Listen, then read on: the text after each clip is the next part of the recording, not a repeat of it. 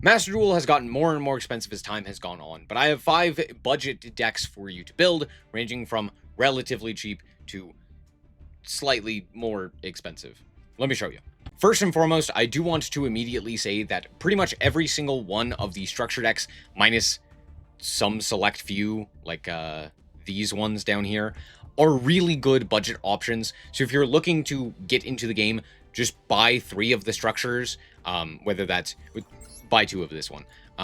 But pretty much any of these structure decks, if they look interesting to you, buy those first. You can build a deck fairly easily with pretty much all of those and go from there.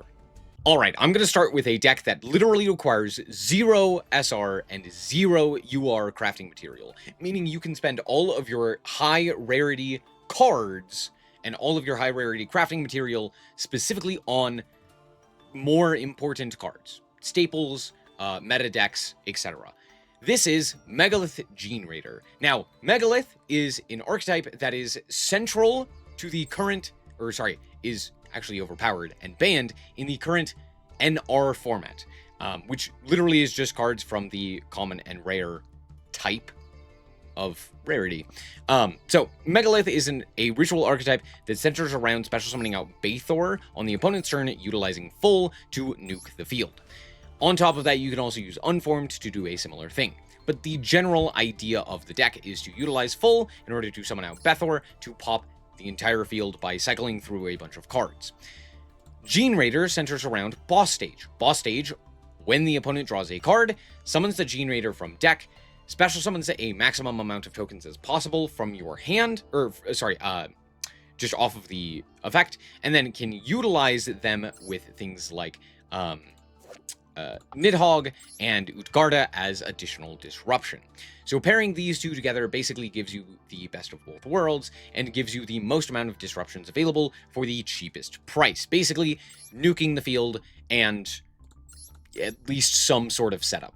It's not fantastic and definitely requires a lot more effort to make the deck work than just putting in additional more high impact cards. I will say this is probably my least recommended simply due to the fact that while it is cheap, it's also the most difficult to play because you have to just know more about Yu-Gi-Oh! So if you're a new player struggling to play the game or struggling to find like a budget option or just don't really know what to play and are hesitant to build anything, you could go for this, but it is a little bit scary. I'm just going to quickly go through the cards here. This is Manju, Thunder King, the Lightning Strike Kaiju. We have Nidhogg and Utgarda, the Generaider monsters. We have Vala as well as a Generaider boss. Then for the Megaliths, we have 3 full, Ophiel, Haggith, Phaleg, and Bathor. All of these can also be gotten from the solo mode as well. I think most of them at the very least. Then we also are playing 1 portal and an emergence for that. We're also playing, of course, the boss stage as well for an additional field spell. Just be cognizant that most of the time you want to have boss stage on the field as opposed to portal, but sometimes you have Megalith focused hands, so having portal is not terrible. We have a few quick plays here in Book of Moon and the Unformed, and then a few traps as well in Torrential and Emergence. As for the extra deck, most of it's not too important, but I'll just quickly go over it. Gemini Pearl, Papal Operative, Gagara Samurai, Black Ship of Corn, Malevolent Sins, Nine Lives Cat, Ruby Sapphirus, the Adamant Jewel, Cross Sheep, Herald of Mirage Light, Codebreaker, 2 of those, the Transverser, Pit Knight Early, Triple Burst Dragon, and Berserker of the Tenyi. So there's that. Let's hop into the next deck. All right, next up we have Flunder. I don't know if this is necessarily the next least expensive, but now we are getting into where I'm adding in SR crafting material. And the reason for this is because, generally speaking, you will have a fair amount of SR crafting materials available. And I would suggest as well to hold off on crafting any URs for any of these decks. And would more so suggest putting all of that UR crafting material into specific meta decks and staples, things that you can put into a myriad of decks. So things like Ash Blossom, Maxi, Called By, etc. Things that can kind of go into anything and to do relatively well. That would be my first uses of UR crafting materials if you are concerned about that. However, with that being said, this deck is relatively cheap and can be upgraded via Advent of Adventure. Advent of Adventure is a pretty solid card because it just gives you additional ways to search cards, which is pretty good. With that in mind, we are going to just go through the cards. There's actually not a ton of them. However, there's a bunch of ways to see them. First and foremost, we have Pot of Desires, as well as Pot of Extrav and Pot of Duality. These are just generically good cards, so they're also a fairly good investment. Same thing with Dark Hole and Book of Eclipse. These are also just generically good cards, so we're going to play those as well. As for the rest of the cards, we are playing Robina and Eaglin in here as well, and then 2 apiece of Stree and Toucan. Mostly these are at 2 because of Pot of Desires. That way you still have access to them, generally speaking. We're also playing 2 apiece of Ryza and Empen. Now, there is an additional card in here as well that you could play, which is Apex Avian. This is another great normal summon for the deck, or tribute summon, I should say, for the deck, in order for you to negate additional things. That being said, it is a UR, and it's not very applicable for a lot of decks. It's basically only used in this deck, and sometimes Tri-Brigade. Not always Tri-Brigade, but sometimes. So, not an immediate include, and I wouldn't necessarily suggest it. You can get away without playing it, so you should be fine. If you're wondering how this deck plays, you focus on normal summoning a whole bunch of monsters instead of special summoning them. So you would like normal summon a guy and then get an additional normal summon. You would normal summon another guy. So again, that's why the extra deck is not too important. And then from there, you attribute summon out things like Mega Ryza, which can bounce and spin cards, so putting them back in the hand or putting them onto the top of the deck. And then you have Empen, which can lock down attack position monsters from using their effects, and has the ability to kind of walk over anything by banishing a card from your hand. You just get to attack into it and deal with it, which is pretty solid. And then on top of that, it also plays some very powerful banish style effects. So you can play things like Dimensional Fissure because you don't care, you're banishing your cards anyway, so any card sent to the graveyard is advantageous for you instead. On top of that, you also can play things like the Macrocosmos if you want. I don't include it because I actually don't like that card. I don't think it's very worthwhile here, but it is absolutely an option. This is also a more counter meta style deck as opposed to something that is just generically good. Obviously, most of these are going to be counter meta, so do keep that in mind. If you're not necessarily wishing to play an anti-meta deck, maybe don't. I don't know. But yeah, we have a whole bunch of very powerful cards in here. As for the spells, Dark Hole, as previously mentioned, all of the pots, Duality, Desires, and Extrav. I'm also playing a Heat Wave.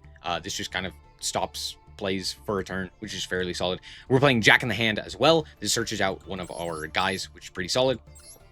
We have a map, the Magnificent Map. This is only at 1 because Konami refuses to put it to 3. This card could go to 7 and it still wouldn't do anything. We have Fissure at 3, the Unexplored Map wins, and then 3 apiece of Book of Eclipse and Book of Moon, and then of course the 2 Dreaming Town as well. And the extra deck, again, doesn't matter. Next up, we have kind of an NR staple alongside just a generically powerful deck right now. That is, we are playing Tenyi Apophis, which sounds kind of crazy, but the thing is, the Tenyi cards and the Apophis cards work really well together because all of the Tenyi cards have the ability where if you control no effect monsters, you can special summon them. And all of the Apophis monsters are not effect monsters. So pairing these two together basically means that you can at any time summon the Tenyis, and the Tenyis can then be utilized in order to go into various extra deck monsters, and you can use the Apophis as a way to kind of slow the opponent down. On top of that, because the Apophis monsters are normal monsters, therefore they're non-effects monsters, you can play things like Fists of the Unrivaled Tenyi, and what have you, to generate additional advantage. On top of that, we're also playing Skill Drain. You could put a bunch of floodgates in here. I just chose one. It's Skill Drain. The rest of this is pretty simple. We're just playing a bunch of Tenyis, that being Adhara, Shithana, Mapura, Vishuddha, and Ashana, as well as the one Anubis, which you can search off of the Treasures of the Kings, just as a way to summon a big guy, basically, for free. So there's that. We're also playing Dark Hole and Pot of Desires again, and then the Pot of Extrav. So these will be kind of staples within this SR build, because they're just generically powerful. So there you go. We're also playing Vessel of the Dragon Cycles, which just sends a worm, which is pretty useful. But then on top of that, if you if you control a non-effect monster, which are any of these guys or these guys, the bunch of them, you can then add another Tenyi of a different name from the monster sent. So basically, you would send something like in Ashana or an Adhara, and then you would add a different guy. Pretty useful. We have the 2 Treasures of the King, which sets one of the Apophis and then can search out the Anubis, which is pretty nice. And then we also have 2 Heavenly Dragon Circle, which contribute one of your Tenyis to add another Tenyi or special summon it. I guess if you were to tribute the Monk, you could special summon it then. So there's that. As for the traps, we have 2 counter traps, which just negate a thing. When a monster spell trap, when a spell trap card or a monster effect is activated and you control a face-up non-effect monster, you can negate the activation. So any of these guys. And then these all just have very similar text, right? Apophis during the main phase and special summon it. And then if you have another counter or continuous trap, you can negate the effects of a face-up card on the field. Doesn't target. And then Serpent allows you to grab the Swamp Deity. So basically these 2 paired together give you access to a free negation of a thing, and then you pair that with Fists, which is another negation. And that's kind of the idea. You just negate a few things, and then hopefully you can get over the edge there. Now, to be fair, we're kind of missing a few of the key pieces here in like Man with the Mark and Apophis, the Divine Serpent. But while those are decent upgrades, and quite frankly, Man is a pretty solid deck right now, it does require a lot to make that deck really function and a lot of staples. So I, again, wouldn't suggest it, but they are just a relatively cheap deck to play and start playing. As you can see, the main deck is relatively cheap, especially with the Tenyis. We're also playing a few other cards in here. Statue of Anguish pattern and Azuroon are in here so that you have just additional payoffs for your trap monsters. So that's the idea. We're also playing 1 embodiment because you can search it off of Serpent. And then we have the skill drain as previously mentioned. As for the extra deck, it's just a lot of like level 8 synchros, rank 4 monsters, and then the important cards are the Tenyis. We're playing 3 Monk of the Tenyi, 2 Shaman. You could play 1 Shaman if you really wanted to, and 1 Berserker, and then a Sahas, this one. The link 4 monster. To be fair, pretty much the only ones that matter are Monk of the Tenyi and Berserker. I think the other ones you can kind of get away without playing, but Shaman's pretty nice, and the Link 4 is also fairly nice. All right, here we also have a kind of another control deck. The thing is, you can't really be very aggro with a lot of the low rarity cards. You do a lot of the high rarity cards are more aggro, I guess, or have more of a push. You kind of have to play more of a control game. But that being said, I've shown you a bunch of different engines as well. The Tenyi engine, the Apophis engine. Here I'm showing you both Paleo and Invoked. You don't necessarily have to put those solely together the way that I have. Those could be separated into multiple different decks, right? So if you wanted to, you could play, you know, Invoked Apophis or Paleo Tenyi or something of that nature. Those kind of work synergistically as well. So just experiment if you need to. Anyway, here's Alistair the Invoker. We're playing this card because on summon, he searches out his fusion spell, Invocation, and then Invocation allows you to banish cards from either grave or your field in order to special summon out one of your monsters here. Notably, if you have a light monster, which you can get through Artemis, you then get a negate in Mechaba. So pair this with a bunch of back row, and generally speaking, you should have some pretty good disruption. Again, we are playing things like Dark Hole, Pot of Desires, and Dimensional Fissure. Now, Dimensional Fissure might seem strange here, but the thing is, because of the way that Invocation works, you actually do have the ability to recycle the Invoker and just put him back into hand pretty easily, just in general, right? Because if you activate the Invocation, you can then add back the Invoker, and over the course of the turn, it's pretty nice. That being said as well, the Paleos don't care about the Fissure, so this is kind of an anti-meta card. You can cut it if you want, but I just threw it in here. That being said, we also do have the Magical Meltdown, which searches out the Alistair, the 2 Invocation, and then 3 Dark Hole, 3 Reasoning. Our only target is Alistair, so we just get to summon Alistair if they don't call 4. 3 Pot of Desires, and the Pot of Extrav. You could also cut Pot of Extrav if you're worried about the extra deck. There you go. As for traps, we're playing a bunch of them. We're playing Torrential Tribute. Don't chain a Paleo to this. It'll just die. But we are playing Torrential. This could also be pretty much anything. As long as it's a trap, you're probably good. And then a bunch of Paleos. Olenoids, Canadia, Morella, Dynamicius, and Leoncolia. I don't know if Morella is necessarily all that great here without a target to necessarily send. You could play an additional target as well.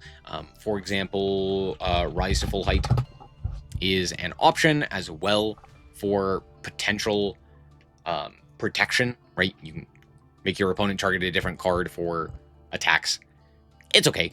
That being said, we do have the Evenly Matched as the last card in here as well, which is also a very, very powerful go second style card to break through opponents' boards. The extra deck is consistent of mostly just Invoked Fusions and a few Paleozoics, and then some targets for the invoked monsters, or I should say Alistair, that he can be used as material for. Artemis is mostly important for the Mechaba, as previously mentioned, but we also have Kaliga in here, and Cocytus, and Purgatrio, and Mage Atlantica, just in case the opponent has something else. Cocytus is in here because all of the Paleos happen to be waters when they're on the field, so you could potentially banish a water in order to go into Cocytus, or Cocytus. So there's that. We're also playing 2 pieces of Anomalocaris and Opabinia. Sorry, 3 Opabinia, 2 Anomalocaris for the Paleos. And then just some other Link monsters that don't really matter. There you go. All right, and this last one is a little bit more expensive. It does require 3 different URs. However, one of them is a staple, so it is a pretty easy auto-include for pretty much any of these decks, just to keep that in mind. However, I do think that this one is by far the best, and it's a significantly easier deck than some of the other ones in order to just like pick up and play. This is Zoodiac Tri-Brigade. It's really cheap. That's it. The idea is pretty simple. Normal summon a Zoodiac, make Trident, or on the opponent's, or going second, make Borbo, and then summon Zeus, and then nuke the field. Also, you can utilize the Tri-Brigades to go into things like Bearbrum, which then can be linked off in order to go into Rugal and search out the trap card Tri-Brigade Revolt, which would then summon a Shuraig. These are the important cards, and it's one of the reasons why I couldn't necessarily make this with just super rares and lower. You do need Shuraig, otherwise Revolt kind of doesn't do anything. You do need Trident, otherwise the Zoodiac cards aren't great, and you do need Zeus, because again, otherwise the Zoodiac cards aren't great. However, outside of all of those, all of these individual cards are pretty cheap, right?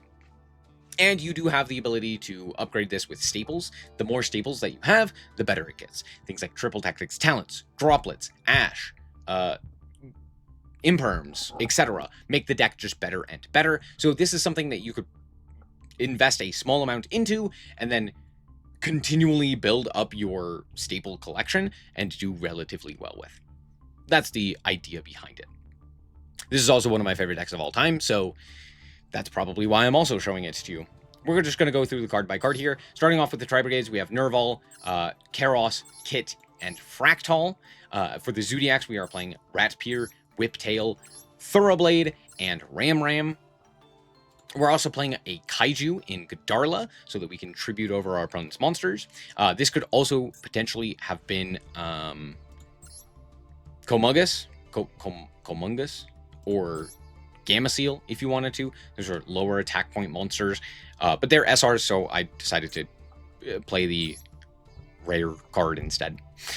We have a bunch of power spells in here. Again, Dark Hole, Book of Eclipse, Pot of Desires. Pretty standard. We're also playing Tenki, because we can search out pretty much anything with it. Any of the Zoodiacs, any of the Tri-Brigades. Pretty solid. We also have 2 Forbidden Chalice, just to negate a effect. And then 3 Twin Twister, because Twin Twister pitching either Nerval or Kit is basically free, because those will search additional cards. So, pretty solid. And then it also deals with back row, which is always nice. And then the 1 Revolt. As for the extra deck, it's pretty simple. We're playing a few Zoodiacs in the form of Tiger Mortar, Trident, 2 Borbo, Hammerkong, and a Chokanine, and then the one Zeus. And then we have a whole bunch of Link monsters. Darumadol, which can pop a Tenki to pop another back row. We have 2 Ferrigite in order to special summon one of our Tri-Brigades or our Zoodiacs. We have Bearbrum to search out the Revolt or to reborn a banished Tri-Brigade. We have Doomy Eagle, which allows us to shuffle back a card at quick effect speed from the opponent's grave, which is fairly decent and is mostly just summoned off of the Tri-Brigade effects. And then 2 Rugal and the 1 Shurag, which on special summon or the special summon of a Beast Warrior Winged Beast can banish a card on the field. Non-target. Very solid. And that's it for these decks in particular. Now, real quick, what I want to suggest before ending this video is a deck to build towards. So as of right now, one of the decks that I am going to suggest is Dracotail.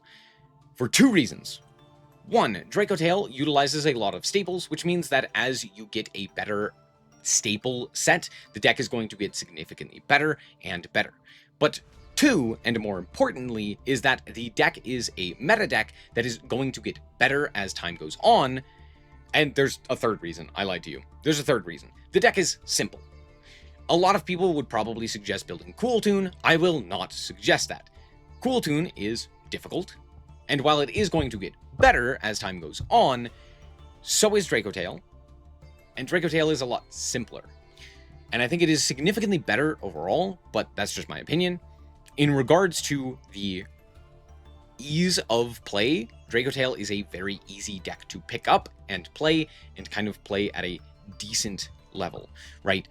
So if you're looking to build a meta deck, you can start spending your UR resources building something like this.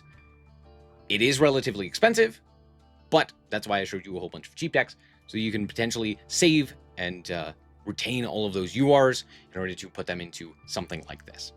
But thank you guys so much for watching. That's going to be it. If you guys did indeed enjoy, if you did, a like is very much so appreciated. And remember to always stay frosty. Bye-bye.